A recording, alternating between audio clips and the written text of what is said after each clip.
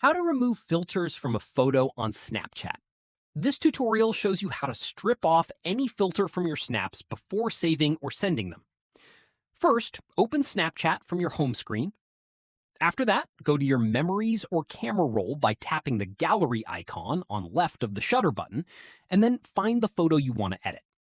From there, tap on the photo to open it, then tap the three dots at the top right. Right here, tap on Edit Snap to open it in the editor. Next up, you'll see the filter applied on the photo. Swipe in the opposite direction on the screen to cycle back through the filters until you reach No Filter. Moving on, once you've removed the filter, tap the Save button to keep the updated version without the filter.